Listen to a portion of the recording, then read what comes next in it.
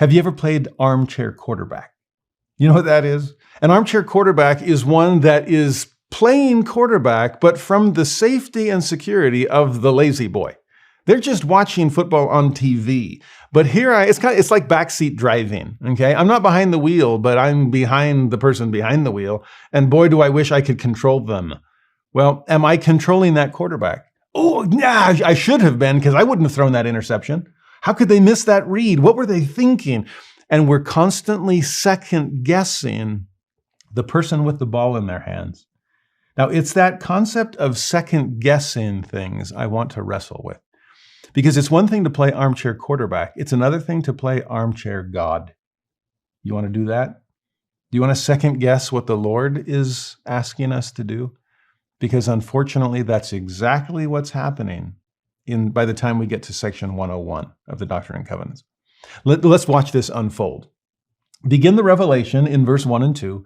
Verily I say unto you concerning your brethren who have been afflicted and persecuted and cast out from the land of their inheritance. I mean, Joseph Smith has gotten word. He's hearing horrible things are happening to the saints in Missouri. And yes, affliction, persecution, and being cast out is all part of the list. What are we supposed to do? Well, the Lord starts to respond. I, the Lord, have suffered the affliction to come upon them, wherewith they have been afflicted, in consequence of their transgressions. Now, that's shocking. Usually when we study church history or ponder it, we want to point the finger at the Missourians. They were the ones that wouldn't let the Latter-day Saints in. They were the ones that went from Missourians to militiamen to mobocrats and sending these mobs out to forcibly drive the saints out of their homes, burning barns and destroying crops and doing a lot worse and more physically violent things than that. It's them. They're the problem. Well, yes and no. They're part of the problem. But you remember it takes two to fight? And what's interesting is the Lord starts with his own people. This is one of the most dramatic examples of what the apostles asked at the Last Supper. Lord, is it I? Could I possibly be the one that might betray you? And looking inward instead of outward is an important place to begin. The Lord himself begins with that. Yes, we'll get to the Missourians and the part they've played in the problems. But while I have the attention of the saints, may I remind you how important it is to be saintly. You haven't been. And so much of the problems you're facing are of your own creation. This is self-destruction. So look inward first.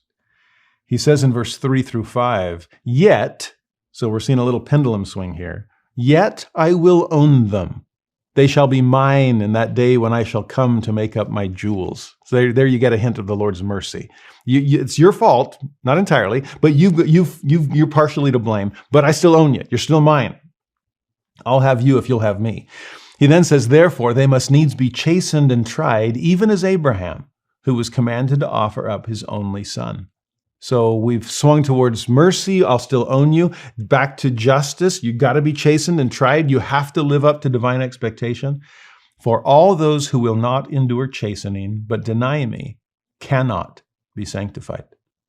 So part of this, saints, you've got to learn to trust the process, as hard as it might be. You've got to learn to pass your Abrahamic test. So surrender yourself. Submit to my will. And be truly saints here in Zion. Remember, Zion is not just a location, it's a lifestyle. Zion is the pure in heart. Have you been? Well, not completely. In verse 6 through 8, he says, behold, I say unto you, there were jarrings and contentions and envyings and strifes and lustful and covetous desires among them. And that's not just you against the Missourians. That's you against each other, okay? Remember the definition of Zion? One heart, one mind, dwelling in righteousness, no poor among them. How's that compared to jarrings, contentions, envyings, strifes, and lustful and covetous desires? No wonder the Lord says, therefore, by these things they polluted their inheritances. You've polluted the land. You polluted the place because you're polluted people.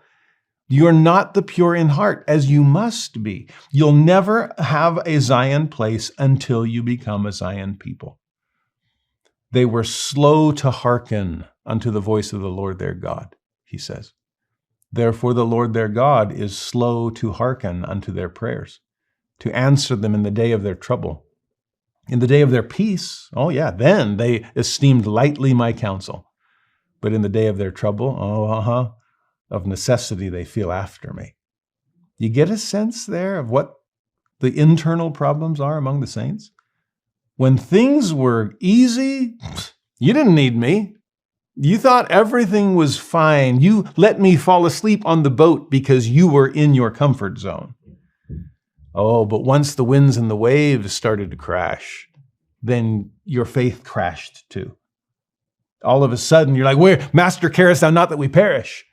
Where are you in our suffering? Why won't you come to our aid?" Oh, now you're interested in having a conversation? Now, all of a sudden, you want me to be your God when you didn't really care to be my people when things were a little easier? Don't you remember the verse in I need thee every hour? I need thee every hour in joy and pain. And if we only admit our need in pain, then we'll probably be in pain more often.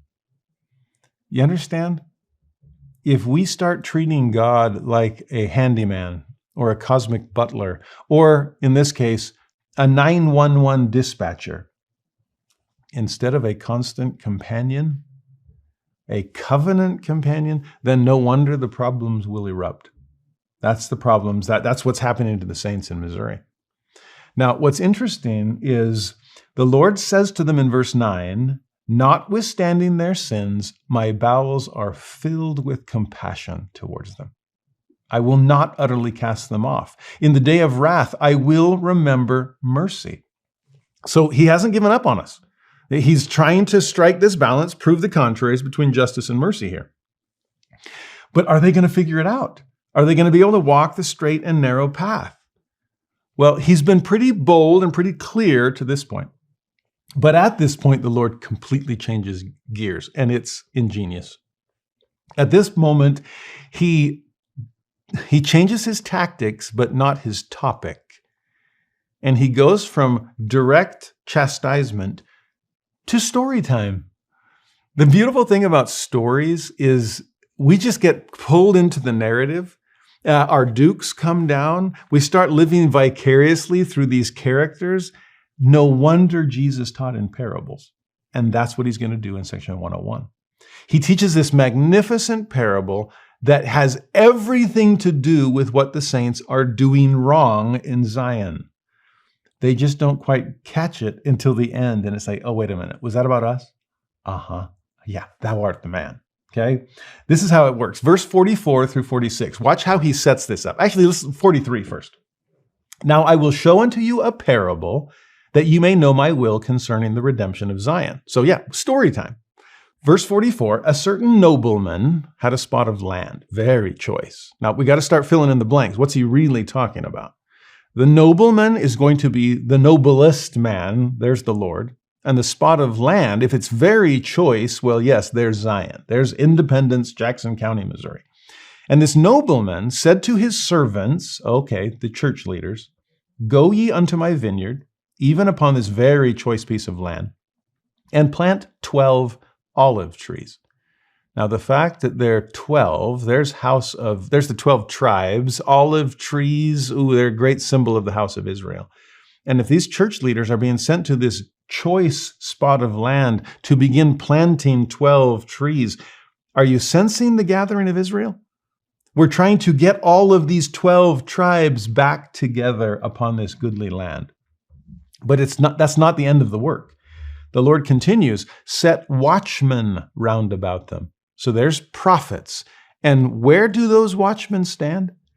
"Build a tower that one may overlook the land round about, to be a watchman upon the tower." Watchman upon the tower, great phrase for prophets and apostles of God. But what's the tower? What's the higher ground? What's this place we build to be able to rise up above our mortal problems and be able to see at further distances? The tower is the temple. Think about what we've seen in section 94 And 97, will they build a temple there? Even when it's completely counterintuitive. Temple suggests permanence. We're being driven out. You expect us to build a temple in the one place we're not allowed to do it? Yes, exactly. That's what I've been saying all along. I'm the nobleman. You're the servants. You've been trying to plant these trees without a tower to overlook them. How in the world are you going to gather Israel if you don't have a temple to gather them to? This is a temple-focused parable. And then keep reading it. When he speaks of setting watchmen and building that tower, remember, it's to overlook the land and to be a watchman. And here's why. That mine olive trees may not be broken down when, not if, when the enemy shall come to spoil and take upon them the fruit of my vineyard. Now the servants, so that's the truth. But here's the problem. Now the servants of the nobleman went and did as their Lord commanded them. I mean, so far so good. They planted the olive trees. They built a hedge round about. They set watchmen. They began to build a tower. But began suggests that they might not have finished. And that's exactly the case when you continue to read the story. The way he puts it in verse 47 through 50, notice the common refrain. While they were yet laying the foundation thereof, they began to say among themselves, and what need hath my Lord of this tower? They consulted for a long time. In fact, probably long enough they could have finished the tower if they'd actually kept going when they started. But no, what are they doing during this long time? They keep saying among themselves the same thing they said before. What need hath my Lord of this tower? Seeing this as a time of peace. Might not this money be given to the exchangers? We could have invested this and gotten a return on the investment. Why waste it on something so unnecessary? Again, they say that, for there is no need of these things. But here's the problem. While they were at variance one with another, so there's the jarrings and contentions and strifes, right? There's at variance, they're fighting over this, they're arguing. They became very slothful. The Lord's already talked about how he feels about slothful and unwise servants, right? But they became slothful and they hearkened not unto the commandments of their Lord. Why? Because they were second-guessing him. They were playing armchair nobleman, thinking, why on earth does he want to waste all this money on a tower when nobody's coming? And I mean, we even built a hedge, so that's going to be enough, right? That'll keep out whatever enemies. There's no enemies. We're totally fine. And the money that we would have wasted on a tower could have been spent on other things. In fact, it could have been invested with the exchangers. And then we could have profited with something far more tangible than some useless tower. Now, as they're going around playing armchair noblemen, arguing over this, wasting time, becoming slothful, not hearkening, there's some major problems that come as a result. Part of that, we won't take the time to read the rest of the parable. It's an interesting one. What happens as a result of their slothfulness and their second guessing is, sure enough, the enemies come. It was a when, not an if, remember. And because there was no tower to allow watchmen to see their encroachment from a distance, by the time they got there, there was no chance to prepare to defend themselves. The hedge certainly didn't do much. A little speed bump to slow down the approaching army. But they not only destroyed that, they destroyed the olive trees as well. And now what are we going to do? The saints are being driven out. And how on earth are we going to redeem Zion and get them back to the spot on the map the Lord had identified? Actually, by the end of the parable, this is going to a preview for next week's material. By the end of the parable, the nobleman says, I guess we're going to have to gather an army. I guess we're going to have to go redeem Zion. And that are the first hints of what will become Zion's camp.